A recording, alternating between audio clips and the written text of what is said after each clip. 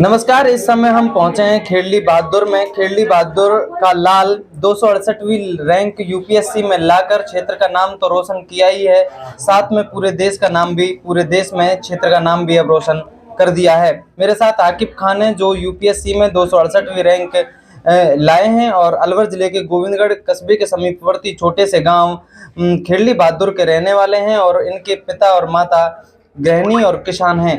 हम बात करेंगे आकिब से कि उनके संघर्ष की कहानी किस तरह की रही है, किस तरह से उन्होंने मेहनत की है। और अब जो ये मिथ्या थी कि ग्रामीण क्षेत्र में आईएएस नहीं बनते, आईएएस बनकर यूपीएससी को क्लियर करके यहाँ साबित कर दिया है आकिब ने कि ग्रामीण क्षेत्र में भी प्रतिभाएं होती हैं, वो निखर कर अगर कोई सामने वाला लाने वाला हो तो ज़रूर निखर कर आती हैं। किस तरह से मेहनत की, किस तरह का संघर्ष रहा, सारी बातों पे चर्चाएं हम आकिब के साथ करेंगे। आकिब, सबसे पहले बहुत बहुत बधाई, आप यूपीएससी टॉपर हो चुके हैं। आपका बहुत बहुत शुक्रिया इसके लिए। सर, ये बताइए कि किस तरह की आपने मेहनत की, क्या कहना चाहेंगे बच्चों के लिए? बच्चों के लिए मेरा मैसेज यही है कि जो प्रेजेंट जो जनरेशन जो पढ़ रही है वो उसके लिए चाहिए कि वो अपनी पढ़ाई में कंसिस्टेंसी रखे और अपने कैरियर या गोल को सेट रखे। और ये इन चीज़ों से ध्यान मत दे कि यार गांव में रह रहे हैं तो सिलेक्शन नहीं होगा, शहर में रहूँगा तो हो जाएगा, या हमारी ये बैकग्राउंड अच्छा नहीं है। ये सब अपनी पढ़ाई पे ध्यान दो, अपने बैकग्राउंड को बनाओ, बेस पे अच्छा काम करो और माहौल से, जो गंदा माहौल है उससे दूर रहो।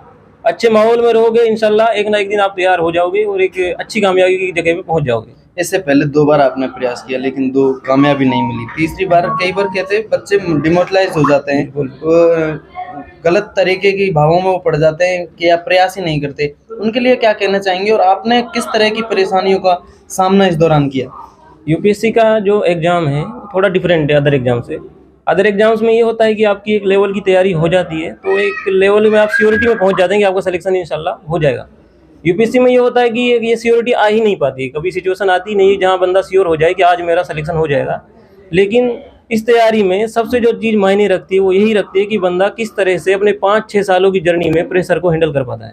क्योंकि इस तैयारी में सिलेक्शन होने में टाइम लगता है, 3 अटेम्प्ट 4 अटेम्प्ट, जनरली 5-5 6-6 अटेम्प्ट भी लग जाते हैं। मेरा पहला अटेम्प्ट मैंने 20 में दिया था, प्री फाइट हुआ, मेंस रह गया। मेंस में भी बहुत लंबा मैंने केस लड़ा, हार गया, फिर रिजल्ट आया, फिर खत्म हो गया। सेकंड में प्री रह गया, फिर थर्ड में इंशाल्लाह अल्लाह ने मेरे को 268वीं रैंक से नवाज दिया। लेकिन इन सब चीज़ों के पीछे यही है कि फर्स्ट अटेम्प्ट में दे रहा था तो एकदम डिप्रेस हो गया था, यार पता नहीं जर्नी कब होगी। सेकंड अटेम्प्ट में भी यही, लेकिन जब थर्ड अटेम्प्ट में मेरे को आया और मेरा प्री रह गया तो मेरे को एक अपॉर्चुनिटी मिल गई 1 साल लंबी। होता है ये साइकिल चलती है पूरी, प्री मेंस इंटरव्यू, ये उसमें फंस जाता है बंदे को, अपनी जो स्ट्रेटजी है उस पर काम करने का मौका ही नहीं मिलता। जब बंदे का प्री रह जाता है तो उसके पास पूरी 1 साल होती है अपनी स्ट्रेटजी पे काम करने की। जब मेरा सेकंड अटेम्प्ट में प्री रह गया तो ये स्ट्रेटजी पे मेरे को काम करने का एक साल लंबा पूरा टाइम मिल गया। और मेरी सबसे बड़ी जो कमी थी, जो मेरे को पहले अटेम्प्ट में मेंस में रियलाइज हो गई, वो थी मेरा ज्योग्राफी ऑप्शनल। ज्योग्राफी हमको क्या है कि सीएससी में एक ऑप्शनल लेना होता है, 500 नंबर का मेंस का पेपर होता है। उसमें अगर उसमें आप अच्छा परफॉर्म नहीं कर पाते हैं तो बहुत चांस होते हैं कि आपका मेंस ही फाइट नहीं होगा, हो गया तो आपका रिजल्ट फाइनल नहीं आएगा। इसीलिए मैंने हिंदी लिटरेचर इस बार ले लिया था। पहला मैंने जो मेंस दिया था वो ज्योग्राफी ऑप्शनल से दिया था, इस बार हिंदी लिटरेचर से दिया है। और ये मेरा पहले ही हिंदी लिटरेचर से मेंस था, रैंक भी आ गई है, तो मुझे लगता है कि बहुत अच्छा स्कोर आया है। मार्कशीट आएगी पता लगेगा, हालांकि सब अच्छा ही रहा है इंशाल्लाह।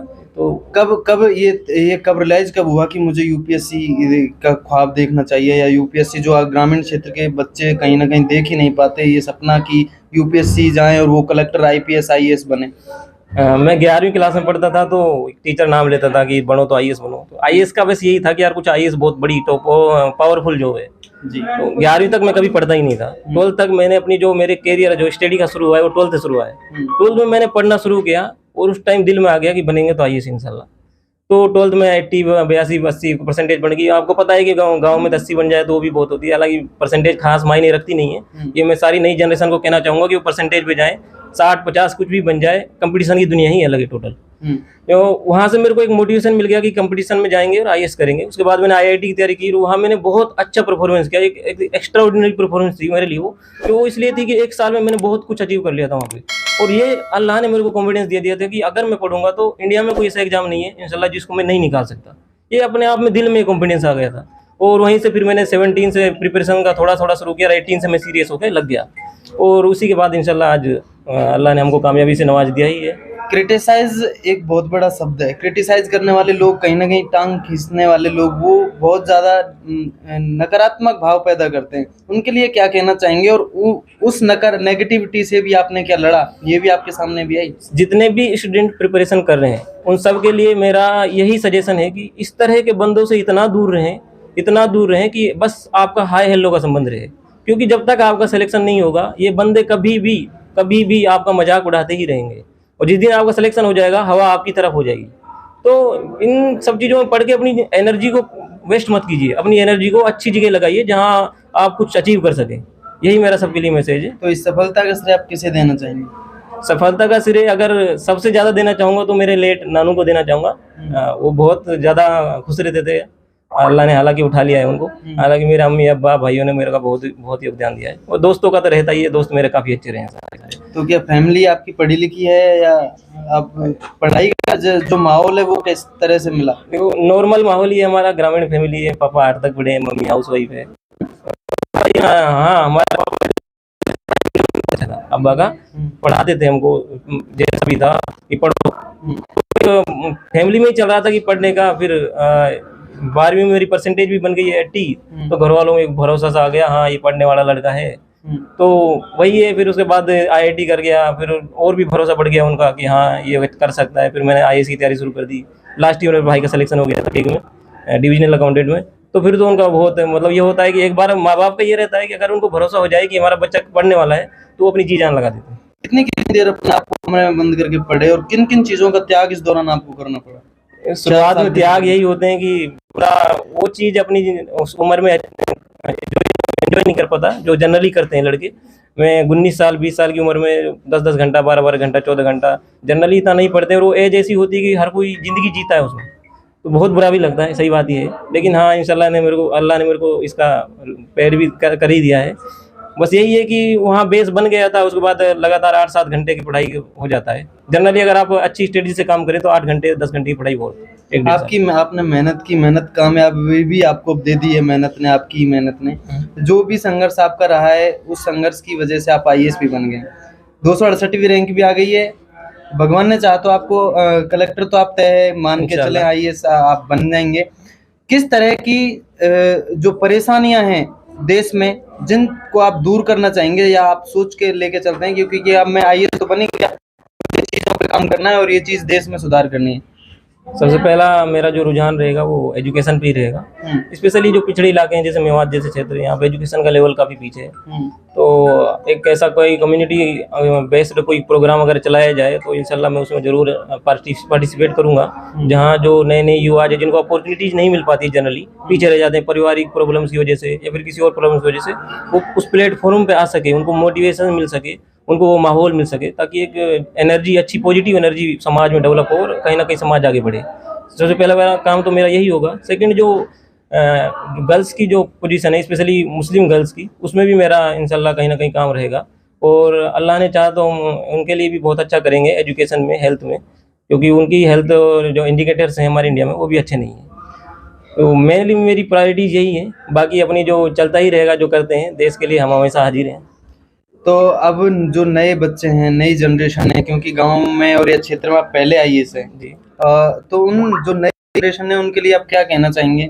किस तरह से उनको पढ़ाई करनी चाहिए, और या कोई प्रेरणा का संदेश आपका? न्यू जनरेशन के लिए मेरा यही संदेश है, स्पेशली मेवाती जनरेशन के लिए, कि जो गंदा माहौल है उससे अपने आप को बहुत दूर रखें, बहुत दूर।